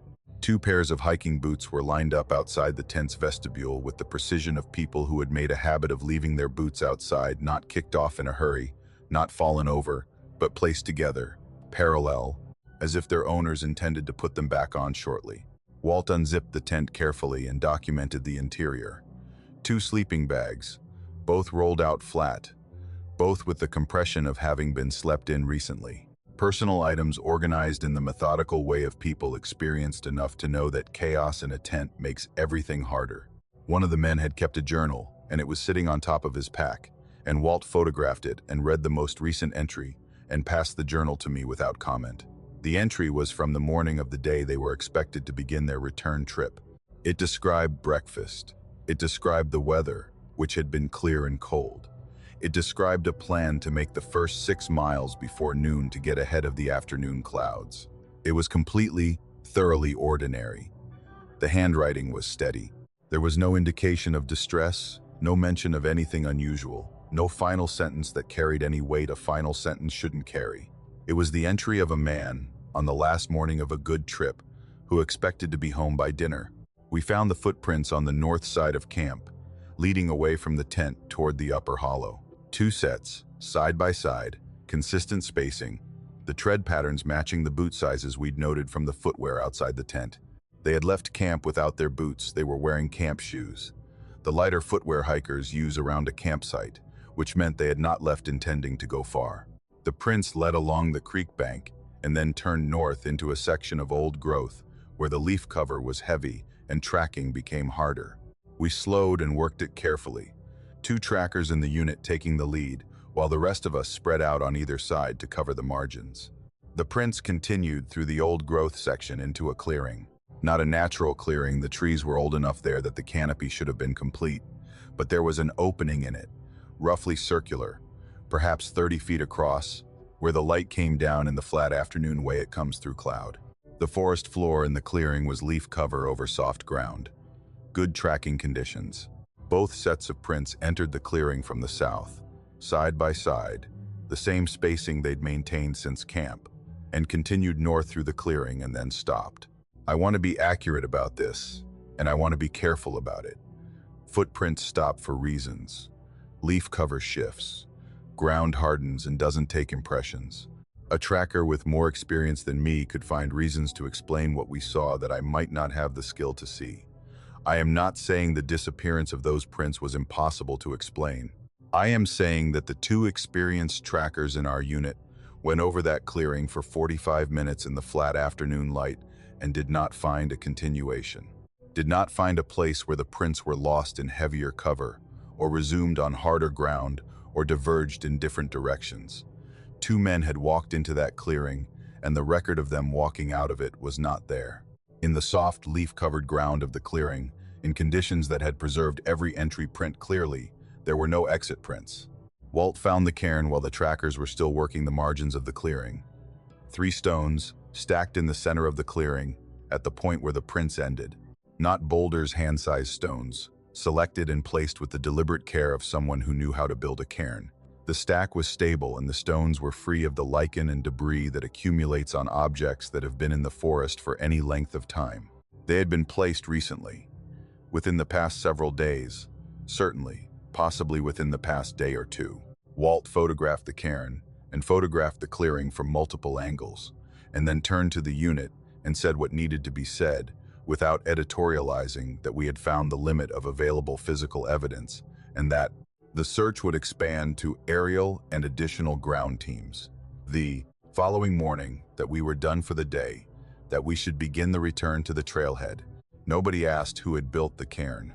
I don't know if that was because everyone had already understood that the question had no useful answer, or because asking it out loud in that clearing felt like the wrong thing to do, the way certain questions feel wrong in certain spaces. We left it standing. I don't know what the protocol was on that, whether Walt made a decision not to disturb it or whether it simply didn't come up. It was there when we arrived, and it was there when we left, and I don't know if it's still there now. The search continued for 4 more days with expanded resources. Aerial, additional ground teams, a canine unit from the next county. We searched the complete drainage from the head wall to the mouth, every tributary, every elevated section reachable from the hollow. We found the campsite, the boots outside the tent, the journal entry about breakfast and good weather, and the clearing with the stopped prints and the 3-stone cairn. We found nothing else. The 2 men have not been found. Their case remains open, which is the administrative way of saying that nobody has been able to close the shape their disappearance left. I know what their emergency contact was told, and I know what the official summary contains, and neither of those things includes the clearing or the cairn, because neither of those things was explainable in the language that official documents require, and Walt made a decision which I understand, and don't question about what went into the record. I left the unit 8 months after Cobb Hollow. I told Walt it was a time commitment issue, which was partly true. I still live in the county. I still see some of the unit members at the feed store and at the volunteer fire department events, and in the ordinary overlapping way that rural communities work. We don't talk about Cobb Hollow, not because there's a formal agreement about it, because there's nothing to say that gets any closer to the thing than what I've already said, and saying it in the middle of an ordinary day in an ordinary place feels like bringing something in from outside that doesn't belong inside. What I think about when I think about it is the spacing. Both sets of footprints, side by side, evenly spaced, the full way from camp to the clearing. 2 men who walked into the deep section of that hollow together, at the same pace, maintaining the same distance from each other the entire way, not following, not leading, together, as if they were walking towards something they had both seen and both decided to approach at the same time, with the same willingness, with none of the hesitation that the terrain or the distance from camp or the absence of their boots should have produced, as if they had been called and had gone. That's the shape that doesn't close. That's the one I carry when I drive past the Cobb Hollow trailhead on the county road, which I do sometimes because the road goes where it goes and I live where I live, and there's no route that avoids it entirely. I drive past and I look at the tree line, and I think about 2 sets of prints in soft leaf-covered ground, evenly spaced, going north together into the old growth in the dark in the clearing where the canopy opened and the flat light came through, and the 3 stones, placed by hands I can't account for, marking a point in space where 2 men stopped being findable, marking it the way you mark something you intend to find again. The person who brought me was named Joel, and I want to start there because Joel is the part of this I haven't been able to resolve, the part that sits underneath everything else and gives it weight. We had known each other for 4 years, which, in the compressed social geography of a small mountain county, is long enough to constitute real friendship, the kind built from shared work and shared meals, and the accumulated small trust of being reliable to each other over time. He was a practical man, unsentimental, with a skeptic's relationship to anything that couldn't be demonstrated. He read history and watched weather and kept his word. He was not, in any iteration of himself that I had known across 4 years, the kind of person I would have expected to bring me where he brought me. That's what I keep returning to. Not the building, not the man at the table, not the quality of attention on those 40 faces. Those things are frightening in the way that frightening things are frightening, and I've learned to hold them at a distance that makes them manageable on most days. But Joel, the fact that Joel went there regularly from what I later understood, and brought me without telling me what it was, that I can't hold at a distance. That follows me into ordinary days in a way the other things don't. He called me on a Thursday evening in November and said there was a gathering he thought I should see, that it was hard to describe and easier to experience, that he'd drive and I wouldn't need to stay long if it wasn't for me. He said it with the directness he usually brought to invitations. No pressure, no salesmanship, just the practical offer of a person who had found a thing and thought a specific other person might find it worth their time. I said yes, because it was Joel, and I trusted Joel's judgment, and because the description, vague as it was, had the quality of something genuinely unusual, rather than something being oversold. I was curious. That's the honest account of my state of mind going in. Curious, and comfortable, and completely without the information I would have needed to make a different decision. He picked me up at 11:30. I noted the time and thought it was late for a gathering, but said nothing because Joel had a reason for most things he did, and I had learned to wait for the reason rather than question the surface. We drove north on the county road for about 20 minutes, and then turned onto a gravel road I didn't know, and then onto a smaller road that I would not have been able to find, again without the landmark I later used to locate it, a particular configuration of 3 fence posts at the junction that had a quality I couldn't have described, but that I remembered. The drive took another 10 minutes on the second road, the headlights finding the gravel and the tree walls on either side and nothing else. The building appeared at the end of a cleared area, a converted barn, older, with the settled posture of a structure that has been modified carefully over time. The siding had been replaced at some point. The roof was in good repair. There were 2 windows on the near wall with light coming through them that was warm and unsteady, in the way that oil lamp light is warm and unsteady. A gravel lot to one side with perhaps 8 or 10 vehicles parked without particular order, the ordinary trucks and older sedans of rural county life. Nothing about the exterior would have distinguished it from any number of meeting halls or fellowship buildings scattered across the mountains, the kind of place where a community gathers for things the county building doesn't provide. I got out of the truck and felt nothing except the cold and the smell of wood smoke and the quiet that deep country night carries. Joel held the door, and I went in first. The interior had been a barn once, and retained the structure of that, the high ceiling, the wide floor, the sense of volume that agricultural buildings have, even when they've been converted. The walls had been finished, and the floor had been planked, and there were rows of wooden chairs facing a low wooden table at the far end. Every chair was occupied. 40 people, approximately, though I didn't count at the time. I'm estimating now from the rows and the width of the room. Men and women, a range of ages, dressed in the ordinary clothes of people who have come from their daily lives to a gathering without ceremony about dress. No robes, no uniformity of appearance, nothing that would have identified them as a group to an outside eye if you'd encountered them individually on a county road or in a store. They were all leaning slightly forward, not dramatically, not in the posture of people straining to hear or see, a slight, uniform inclination of the upper body toward the table, and the man standing behind it, the kind of lean that happens when people are engaged with something at a level below conscious attention management. I registered it in the first seconds of being inside, and then looked away from it to the man at the table, which was the more available place to look, and which was itself an experience I'm still not sure how to accurately describe. He was not large, and he was not remarkable in any physical sense. Middle age or past it, plainly dressed, standing behind the low table with his hands resting on its surface in the relaxed posture of someone comfortable in a space they know well. He was speaking, but not loudly, not addressing the room in the projecting way of a preacher or a speaker, but at a volume closer to conversation, which made no practical sense given the size of the room and the number of people in it. I could not hear his words from the back where Joel had led me to 2 empty chairs, and I'm not certain from the way the room was arranged that hearing his words was the point. The 40 people leaning forward were not straining to hear. They had the quality of people who were receiving something that didn't travel through sound.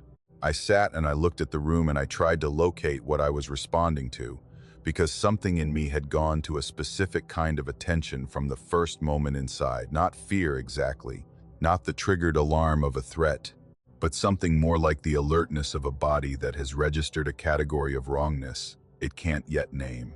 The oil lamps threw a warm and shifting light that made the shadows in the room move slowly in a way that electric light doesn't produce.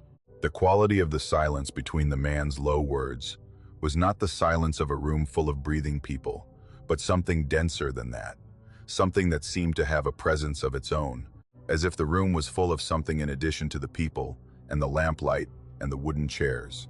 The man at the table looked at me for the first time approximately 10 minutes after I sat down. Not a glance, a direct, held regard across the full length of the room, over the heads of the 40 people between us. It lasted perhaps 3 seconds before he returned his attention to whatever he was doing. In those 3 seconds, I experienced something I have not experienced before or since, and that I'm going to describe as accurately as I can, knowing the description is insufficient. The eye contact had temperature. Not metaphorically, I mean that. I felt it as a physical sensation, something warm and deliberate, as if the attention of that gaze was a substance with thermal properties that crossed the room and made contact with my face and my chest and left a residue when it withdrew. I sat with what that sensation left behind for the remainder of the time I was in the room, which was approximately another 40 minutes. Joel did not look at me during that time. He was one of the 40 in the rows, and he was leaning forward like the rest of them, with the same quality of received attention on his face. And the man I knew across 4 years of practical friendship was not the man sitting in that chair in that lamplight. Or he was that man, but he was also something else simultaneously. Something that had moved into a foreground position and pushed the Joel I knew into the background, and watching that was the thing that started the slow shift from alertness into something closer to the feeling I'd had in Cobb Hollow. The specific quality of wrongness that has no available action attached to it, that your body generates when it has identified a situation whose correct response it cannot compute. The man at the table looked at me a second time at approximately the 40-minute mark. The same direct regard, the same 3 seconds, the same warmth that was not comfort. This time, when it withdrew, I felt the absence of it as something close to relief, and then felt the relief itself as information that I had been tolerating something during those 3 seconds rather than simply experiencing it, that my body had been managing a load and set it down, and that the correct response to that information was to leave. I touched Joel's arm and said I was going to head out, that I'd call him for a ride or find my own way, that he should stay if he wanted. He turned and looked at me with his eyes, and the eyes were Joel's eyes, and the expression in them was one I had seen on his face before, a kind of earnest concern, a wanting me to understand something he didn't have words for yet. He said he'd drive me. I said I was fine. He turned back to the table. I left. I waited outside in the cold for 20 minutes before I decided walking was preferable to waiting. I walked the second road to the junction with the 3 fence posts, and then walked the county road south for 40 minutes until the lights of the nearest settlement gave me enough signal to call someone.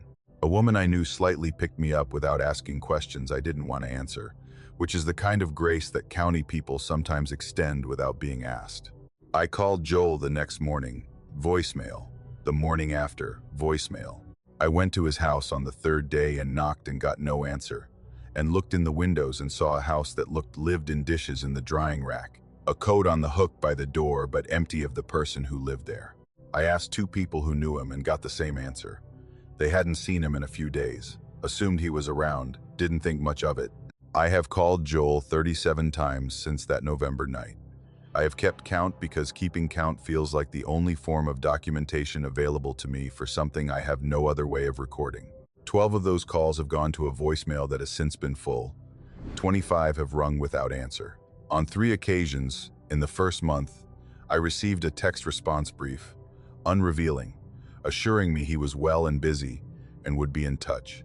The texts were in his number and used his phrasing but carried the managed quality of the phone calls Dreama used to make, and I have thought about that parallel often.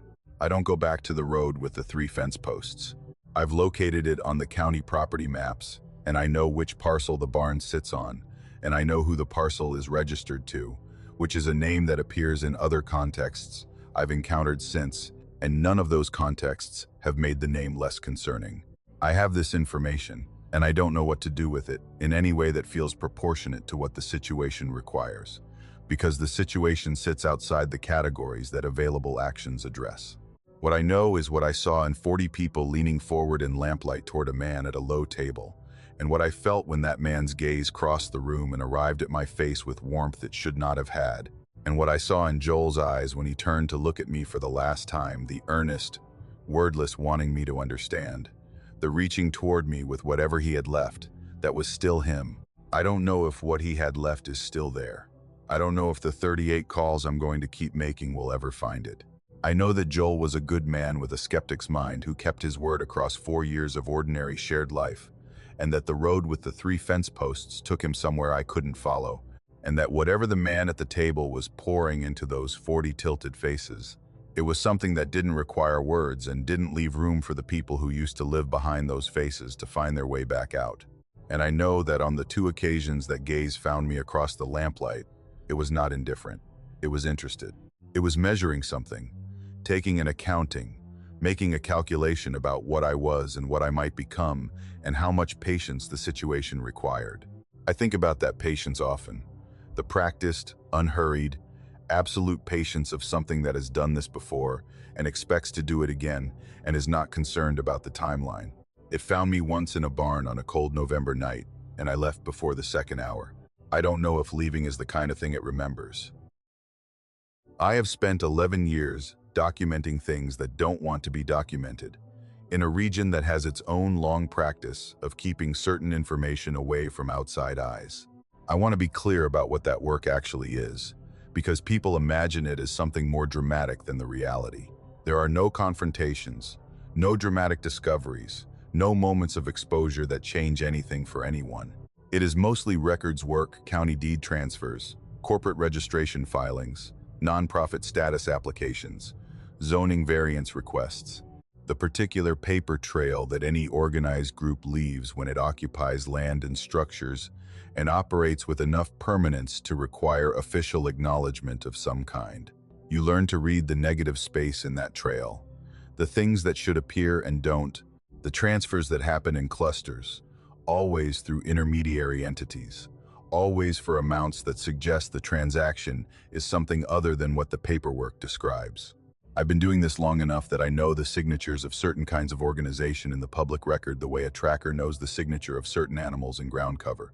The shape of the absence tells you almost as much as presence would. The call from the assessor's colleague came on a Wednesday morning in early spring. His name was Gerald, a land use researcher at a state university, who had crossed paths with my work twice before in contexts that had made him comfortable enough to forward me things he thought were relevant. He said a surveyor had found something on Redbone Ridge that he thought I'd want to see, that it had been photographed before it was sent to him, and that he was going to email me the photographs.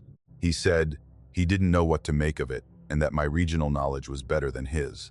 He said it with the particular tone of an academic passing, something to a specialist, not urgency, just the clean transfer of a thing to the person best positioned to evaluate it.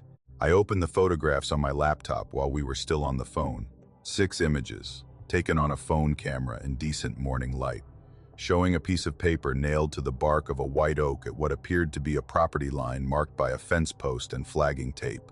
The paper was large, larger than standard document size, closer to drafting paper, and it was covered in hand-drawn lines with a precision that suggested either professional training or long practice with this specific kind of representation.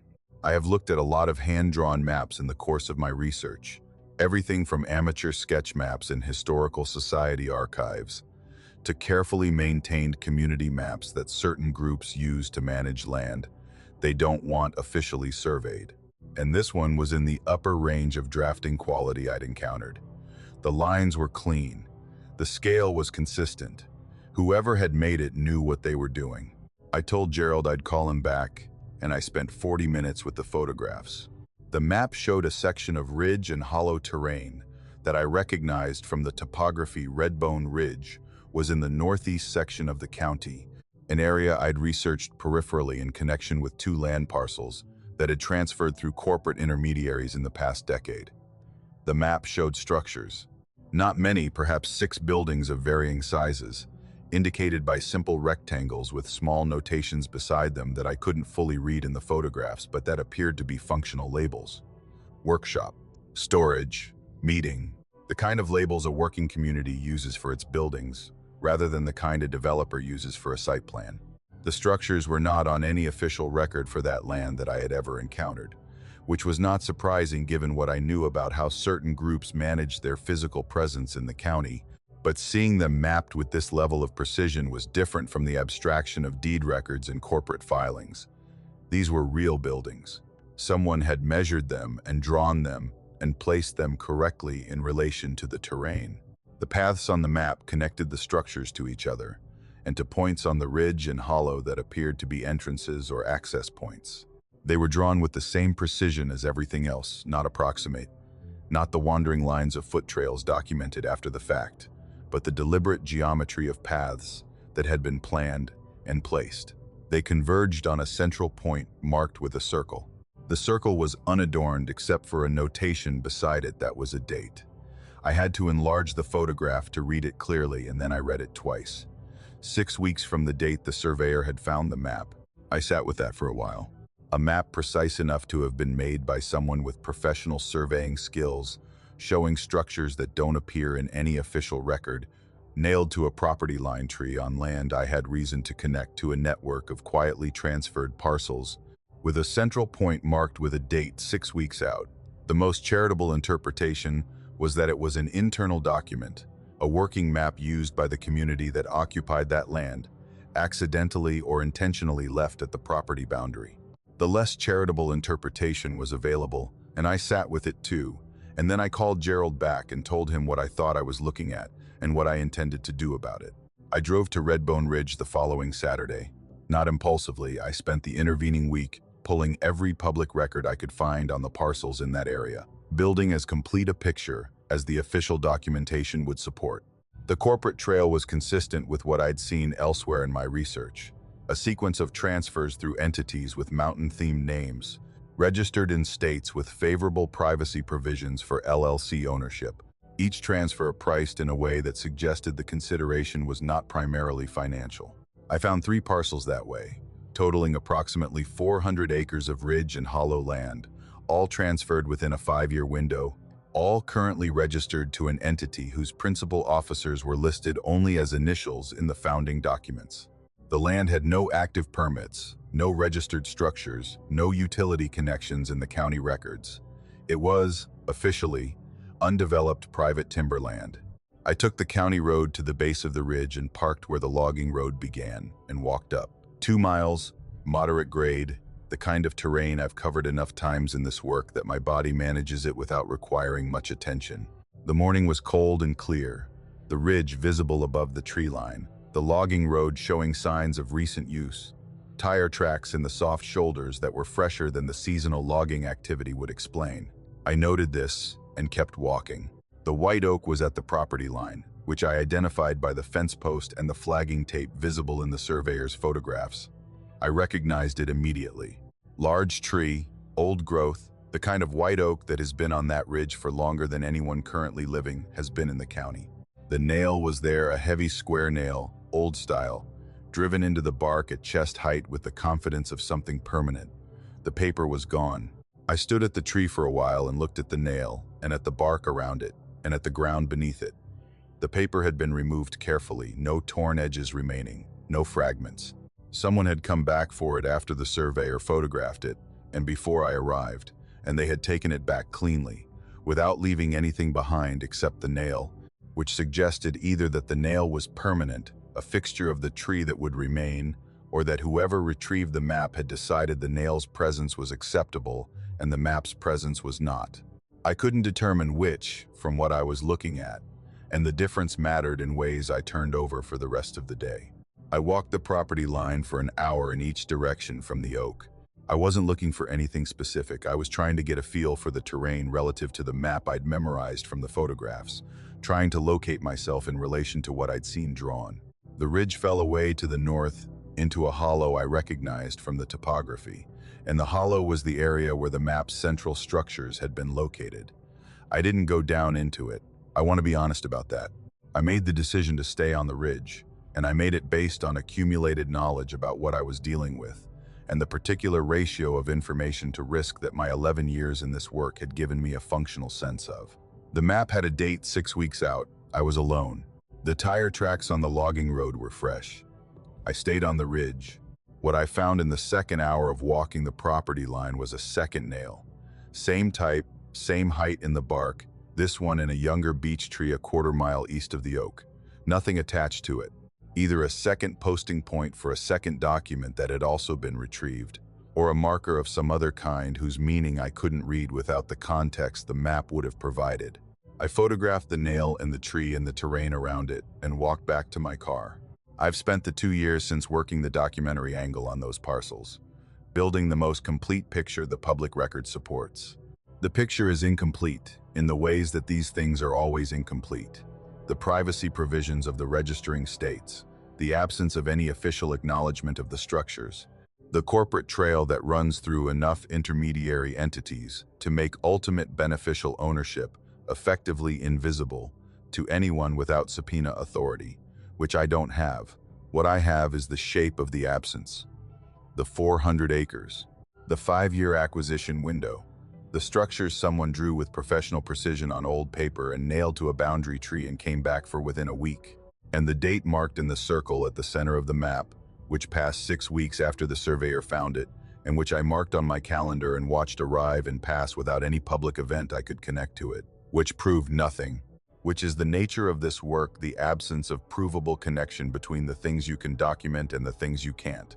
Gerald called me the week after the date passed and asked if I'd found anything. I told him what I'd found and what I hadn't found, and he was quiet for a moment and then said, "Do you think the map was meant to be found?" I told him I didn't know. He said he thought it might have been. He said a map that precise, nailed at chest height at a property boundary was not an accidental disclosure. It was placed where a surveyor doing a routine timber contract would find it, which suggested someone knew the survey was coming and timed the placement accordingly. I've thought about that framing for 2 years. A map left to be found by specific eyes, containing specific information about a specific date. Left and then retrieved before those eyes could examine it in person, but after the photographs had already been taken and sent. The photographs that made their way to Gerald and then to me, which is a chain of transmission that anyone with knowledge of Gerald's professional network and my research focus could have predicted. I don't know what I was supposed to do with 6 weeks and a date and 400 acres of unregistered structures in a hollow I didn't go into. I don't know if the correct response was the one I gave: careful documentation, public record research, the long, patient work of building a picture that can't be acted on, or whether I was supposed to do something else. Something the maps makers had calculated I would or wouldn't do. I don't know if I was the intended recipient or an incidental one. I don't know if the second nail on the beech tree was a coincidence or a notation about my own presence on that ridge. What I know is that the nail is still in the white oak on Redbone Ridge, and the structures are still in the hollow below it according to the satellite imagery I've been monitoring, and the corporate entity that holds the land filed a routine annual report last month with the same initials in the officer fields and the same registered agent in the same state, and no indication that anything on those 400 acres has changed or needs to.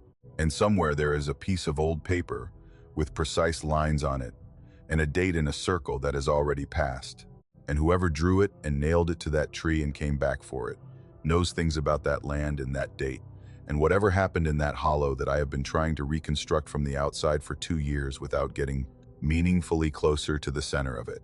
The center where the circle was, where the paths converged, where something was scheduled to happen on a date that someone wanted me to know about and wanted me to not quite be able to reach in time to see. I still don't know if that was a warning or an invitation. I'm not sure the people who drew that map would see a difference between the two. Laurel Combs and I had been close the way girls from small counties are close when they find each other, with the particular intensity of people who recognize in someone else the same desire to be somewhere else, to become something the place they come from doesn't have a template for. We were 16 together and 17 together, and we spent those years in the way that girls with that specific hunger spend them, reading things we'd found ourselves and talking about them and planning futures that had more geography in them than the county offered. We were going to leave. That was the agreement, spoken and unspoken. We were going to leave and become people who had left, and that shared intention was the foundation of the friendship, and the reason, I think, that when it ended completely. She left at 18, a year before I did, and the leaving itself was the conclusion of something we'd been building toward together, and once she was gone, there was nothing for the friendship to be about anymore. We exchanged a few messages in the first year and then we didn't, and I told myself it was natural, and I believed it, and I stopped thinking about her with any regularity after the first few years. 11 years of silence, and then the message. I almost didn't respond for reasons that had nothing to do with what the message contained. 11 years is a long time, and I had a full life, and the effort of reconstructing a lapsed connection is its own kind of labor, and the message was brief, and gave me nothing to work with in terms of what she wanted, or what she expected, or what the coffee she was proposing was supposed to accomplish. I drafted a response twice, and deleted it twice. On the third day, I read the message again with the specific attention you give something when your instincts have been flagging it without your full permission, and I noticed what I hadn't let myself notice in the first two reads. The phrasing was wrong. Not dramatically, not in a way that would have been visible to someone who hadn't read thousands of Laurel's words across 2 years of intense shared adolescence and the particular correspondence of the first year after she left. But I had read those words, and I knew her written voice, the way you know a voice you were formed by. And what I was reading was something that had the structure of her voice without the spontaneity of it. The word choices were hers, but their arrangement was considered in a way that her arrangement never was. She had always written the way she talked, quickly and in pursuit of an idea, catching herself mid-thought and redirecting, the natural messiness of a fast mind on paper. This was clean. This was constructed. Each sentence completed itself fully before the next one began, with the care of someone translating from one language to another and checking the translation before committing it. I responded and suggested a specific coffee shop in town on a specific day, and I watched my phone for the reply with more attention than I would have predicted. She was there when I arrived, at a table toward the back, with her hands around a mug and her eyes on the door in a way that told me she'd been watching the entrance for a while. She looked well. I want to be precise about that phrase because I've used it before, and it always requires precision. She looked well in the physical sense, healthy, rested, her appearance considered and appropriate. But she looked well in the way that people look well, when they have organized themselves carefully around an interior that is not well, when the visible surface has been managed with enough consistency that the management itself has become a kind of competence. I recognized it because I had seen it before in Dreama, and in the faces of the people in the rows at the barn, and in the children in room 7 whose faces carried something layered beneath the ordinary surface of childhood. We did the reconstruction that old friends do, covering the geography of 11 years in the compressed language of people with limited time and a specific reason for being there. She asked about my family. I asked about hers. The exchange was warm and had real feeling in it. She was still in there, the Laurel I'd known, available in certain moments, visible in the angle of her humor when something genuinely surprised her into it. But the managed quality was present throughout, underneath the warmth. Like a framework the warmth was resting on. And after perhaps 20 minutes of reconstruction, she set down her mug and looked at me directly and said she needed help getting out. She said it with a calm that I had to sit with for a moment before I could respond to, because the calm was not the calm of someone who has found peace with a difficult decision. It was the calm of someone who has rehearsed this conversation many times, who has organized their distress into something presentable enough to be communicated without losing the thread. She told me she had been part of a community in the hills for 8 years. She named a road I knew from other contexts, not Cutter Road, a different road, farther north, in a section of the county I associated with a cluster of quietly transferred parcels that a colleague had flagged for me 2 years prior. She said the community had been good at first, that she had gone willingly, that the people had offered something she'd needed at a point in her life when she'd been looking for it. She said this without apparent self-judgment, as a factual account of a process she'd now had enough distance from to describe. She said the first years were structured around shared work and shared learning, and a set of ideas about how people were supposed to live together that she had found genuinely compelling. She said the ideas were not crazy. She said she wanted me to understand that, because she knew how it sounded from outside, and she knew that the outside view was that people who joined these communities were credulous or desperate or both. And she said she was neither when she joined, and she needed me to hold that alongside everything else she was going to tell me. I told her I understood. I meant it. She said things changed around the third year. Not dramatically, she used that phrase, and I noted it, because it was the phrase everyone used when they were describing this kind of change. The emphasis on the absence of drama, as if drama would have been easier to respond to. The ideas became less discussable. The structure became less flexible. The leadership, which had initially presented as a distributed thing, a council, a shared decision-making process, consolidated in a direction she hadn't anticipated and couldn't trace back to a specific moment of change.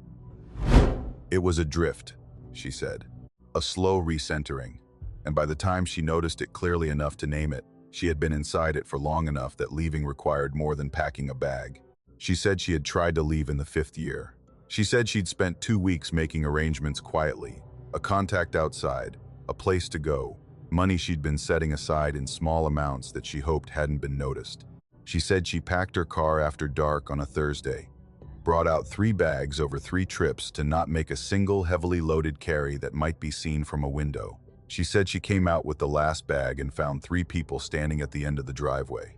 She paused when she said this and looked at her mug. I waited. She said they weren't threatening. She said she wanted me to understand that because the threatening version would have been, in its way, easier. If they had said something, if there had been a confrontation, a specific exchange she could have responded to or reported or used as a defined line, it would have given her something to act against. They stood at the end of the driveway in the dark with their arms at their sides, and they did not speak, and they did not approach, and they did not look at her bags. They looked at her, with the same quality of managed calm she'd seen on every face in that community for 5 years, the same practiced stillness. They stood there until she went back inside. She didn't know how long they stayed after that. She didn't look out the window. She unpacked the bags over the following 2 days. She said they never mentioned it. Not the next morning, not the next week, not in the 3 years since. No one in the community had acknowledged the failed departure in any way she could point to. Life had continued with the same surface as before, the same shared meals and shared work, and structured learning and managed calm. And that absence of acknowledgement, she said, was the thing that had stayed with her more than the 3 figures at the end of the driveway.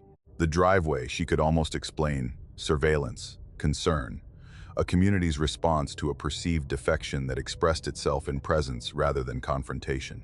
That was frightening, but it was legible.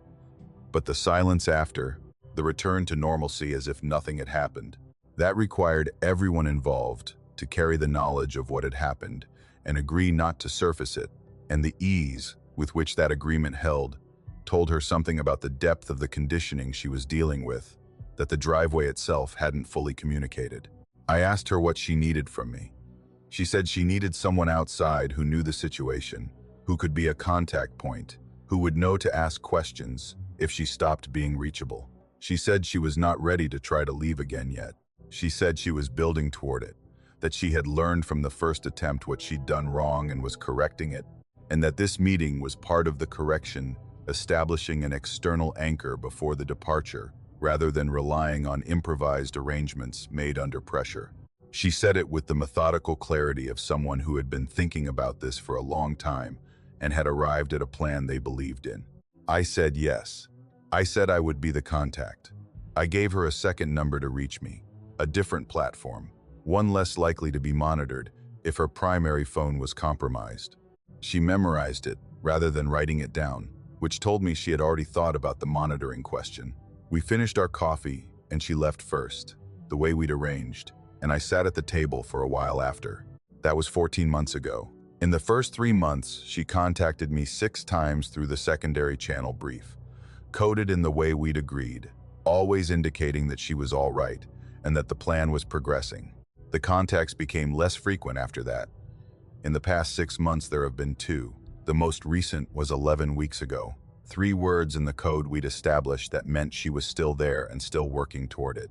I hold that message and I wait. I keep the secondary channel open. I've told 2 people I trust about the situation in general terms, without names or specifics, so that if something happens to me, the information doesn't disappear entirely. I've driven past the road she named, not onto it, just past it on the county route, and looked at the tree line the way you look at a place that holds someone you're responsible for and can't reach.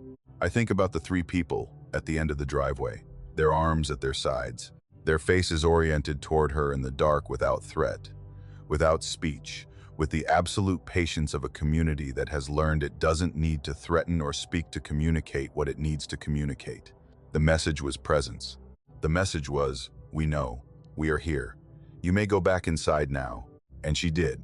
And the silence afterward was the real message, the one that said, we don't need to discuss this because you already understand. Because you are already one of us in the way that matters, regardless of what you think you want. I don't know if Laurel is still who she was when she sat across from me with her hands around that mug in the managed calm, and the Laurel underneath it visible in the angle of her humor.